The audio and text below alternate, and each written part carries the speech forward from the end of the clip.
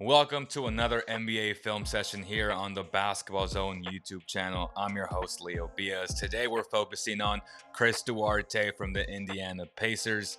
This rookie is the real deal. We're looking at the good, the bad, and the ugly. So without further ado, let's get to it. Okay, guys, today we're focusing on 3 games, makes and misses, and a little bit of defense. Obviously, he's not a perfect rookie, perfect player, but he is really good, even though he is an older rookie.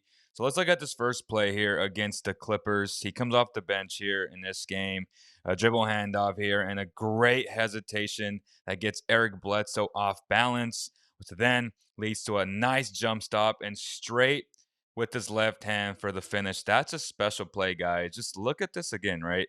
He comes off that dribble handoff and he understands that he's a good shooter. So Bledsoe bites, nice hezzy, nice jump stop, no lost motion, and a great finish. This kid is special, man. I'm telling you right now. Him and Haliburton are going to be really fun to watch for a long time. So let's look at the second possession here. We see the big hand it off to Lance Stevenson, which then leads to a nice kick out to Duarte. And this play is very, very interesting because it's a great pump fake, right?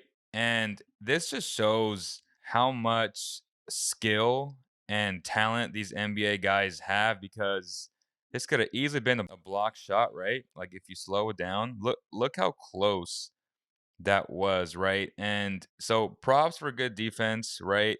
But also props for Duarte to keep his focus, to keep his eyes on the rim and just rising up for his jump shot. Same motion, beautiful mechanics, no loss of concentration, and he just hits a contested shot. He's a tough, tough shot maker. What a joy to watch, man. That was impressive. On this third possession, we'll see a missed shot from Duarte, but honestly, it was a good shot. We got the big setting the pick and roll here, which then they go under the screen, and when you're 36%, it's a pretty good shot, man.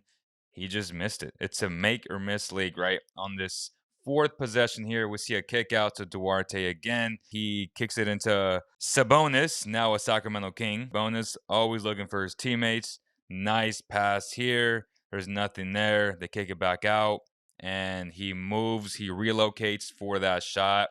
I always tell these young guns coming up, man, understand how to relocate because that's going to get you a lot of shots. He gave Levert an angle, right? A lane to pass the ball to. And that's the type of shot you get, which is a high quality shot. Great job from Chris Duarte. On this next possession, we see a tough, tough shot. So great spin from Sabonis. There was nothing there. So he kicks it back out to Duarte, which gives him room because now the guy is trying to close out and Duarte just goes, right? So now he's going full speed with full control, though. So he attacks it, he jump stops, and he turns around the other way for a fadeaway 2-point contested shot. Look at the footwork, man. This is just impressive, right? Jump stop here, pivots the other way, under control. My goodness, that is special. On this possession, we see a lot of the hustle points that he also provides, right? Not just a shooter or a scorer. He does the little things right here, battling, rebounding, offensive rebound tip in here. You got to love it, man. This is your guard slash wing doing these type of things, and that's winning basketball, which is why Rick Carlisle trusts him so much. And it's going to translate to more wins in the future for the Indiana Pacers. On this possession here, we see some hot potato going on between Levert and Sabonis, but Sabonis, being the player that he is, sets a nice little flare screen for Duarte to come off of it, right? And he takes a shot. I think it's a little bit ill advised because the guy is on your hip, he's running at you. This would have been a great opportunity to pump fake and either, step in a little bit closer for a better open shot, a better mid range shot, which is really his shot, right? Because you're shooting about 48% from there. But he takes that contested 3-point shot, which he misses. And, those are things that I'm sure the coaches are pointing out in film sessions. But going back to it just a little bit, right? He could have also, again, not just stopped on the dime here, but kept going and potentially Batum closes out here, and then he has a wide open shot. Uh, a wide open pass to, is this Holiday? I can't tell if it's Holiday, but he had different options, and again, not always great, but you got to point out the bad as well. So on this possession here, we see Chris Duarte in transition. He gets the ball, he pushes it, and he just finishes with contact. That was an and one, no call, because he is a rookie and he is on the road. But just look at the strength, the focusedness, and you gotta love it, man. He's gonna get these calls down the road, but right now he's making no excuses and he's getting the job done. This is one of my favorite shots of the game because he's never sped up, right? He finds a way to crisscross and then find his spot, get to a spot with no hesitation, rises up, and he hits the mid range shot. Again, there's a lot of people who confuse that analytics say not to shoot the mid range shot. They do not say that. They say not to take contested 2-point shots if you're a bad mid range shooter. Obviously, Chris Duarte is a good mid range shooter, but this is a quality shot. Again, especially if you're above 48% from the field. Great job from Chris Duarte. Keep doing your thing, young man.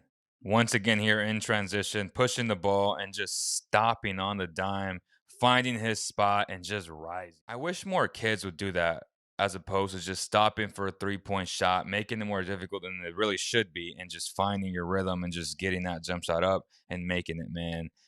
I just love the way he plays. Okay, quick break before we get back to the film session. I just want to point out how bad the Pacers have been with drafting players, and this is really the first time in a long time since 2015. Yeah, since 2015 when they drafted Miles Turner at number 11. In 2012, they got Levert traded to Brooklyn, right?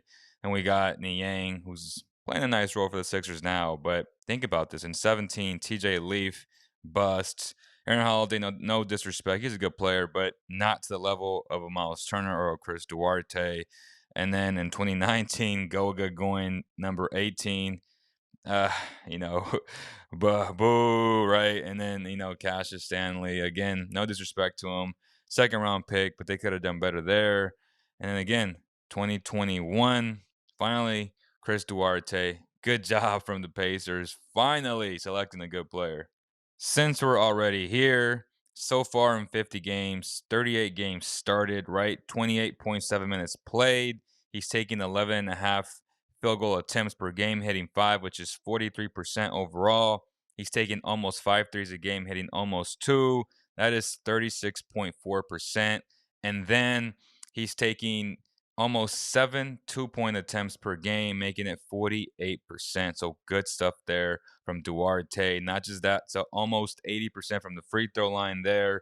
And then 4 rebounds, 2.2 assists, a steal a game, 13.4 points for the season. He's had a very solid first year.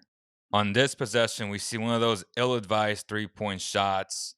Great communication from the Pelicans. And again, he could have shot a better shot here. And it's one of those things where players tend to get too comfortable, too, I don't know, overconfident, right? And he could have just moved the ball back around and potentially got a better shot for his teammates or himself if the ball movement was good. I don't like this shot at all, right? Obviously he missed this player here. I can't tell who it is because it's kind of blurry, but he could have just dropped it off there for a nice pocket pass, right? And no, it was contested and he missed a shot. So things to definitely improve on. This is just beautiful. He gets the pick and roll here, and he's just so patient, right? He knows where everybody's at. He's never sped up.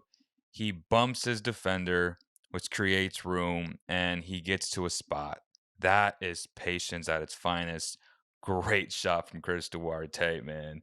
This kid is good. Here's one of those plays where it's a head scratcher, right? He does the right thing and blowing by Josh Hart. Great job there. But then the weak side defender rotates like he should. And he has a great opportunity to just drop it off right here. And he doesn't, right? Or he could have just kicked out to the corner to Justin Holiday, I believe.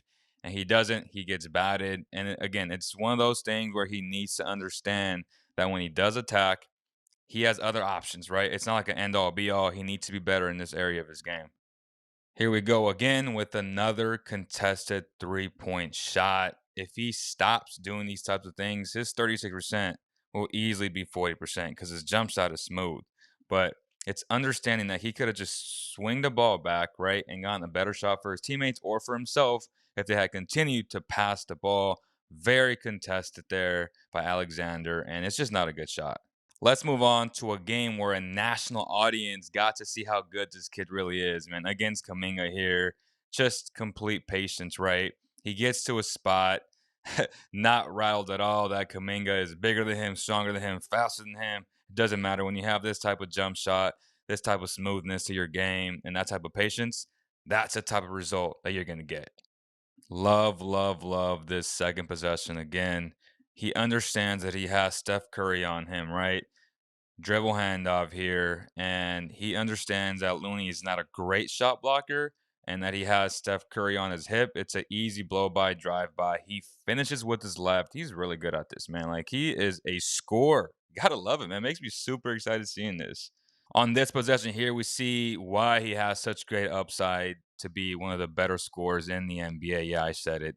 And just the fact that he's just so patient. He knows Looney's a good defender, but he uses his body as strength and then the side of the backboard to shield himself from not getting batted. And it's just a great heads up play there, man. Just a beautiful finish. Duarte, man, this kid is legit. Wow. On this possession here, we see him attack Andrew Wiggins. Great finish against a very good defender. Yeah, I said it. Wiggins is a good defender now with the Golden State Warriors. Left-handed. Chris Duarte is the real deal, man. That was a tough shot.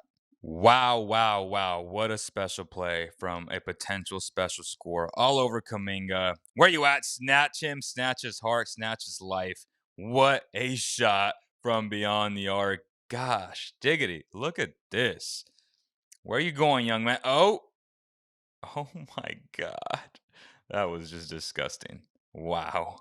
Let's watch it. Let's watch this again, man. This is just ridiculous. Oh, where you going? Snatchy. Boom.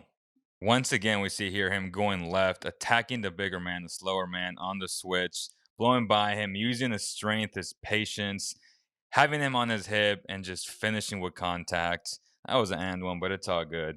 This kid is just good, man. At this point, he's feeling himself, right? And it doesn't matter. He's hot. He sees a mismatch and he just pulls up for a 3-point shot. See, this is where I'm okay with that shot because he's previously hit 18 points, right? And he's feeling it.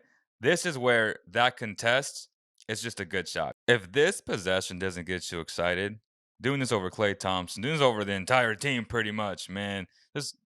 Just look at this. Like, he is the go-to man right here for the Pacers, right? All the attention is on him. He got a lot of good defenders on him, but it doesn't matter, man. He's not rattled. He's not sped up. He gets to a spot. He pivots the other way, and it's just a great fadeaway shot. My gosh, if you're not impressed by this, I don't know what to tell you, man. The Pacers won this game, by the way, but in overtime against Iguodala and Toscano, the patience, the strength, the versatility, the snatchback crossover, and he just gets to a spot again. What a shot. He's not doing it against bums. Like, he's doing it against a Hall of Famer in Andre Iguodala and a good defender in Toscano. This is just impressive. To end this video, let's look at one of his great defensive plays against the LA Clippers. Reggie Jackson gets a high pick and roll here. Sabonis does his best to try and hedge, but he doesn't do a very good job. But heads up play, right, from Duarte, understanding that this is not good defense, but he makes up for it. He anticipates the pass. Just a great play, man. Just a heads up play. Great IQ. You got to love it. Well, that's all for today. Thank you guys so much for watching. Please smash the like button. It really helps us out a lot in terms of growing this channel and the YouTube algorithm, pushing it out to more Pacer fans and more NBA fans who are interested in this type of content. It was a pleasure breaking down Chris Duarte. If you haven't watched my other film sessions, do it now. Thank you guys, and I'll see you on the next one.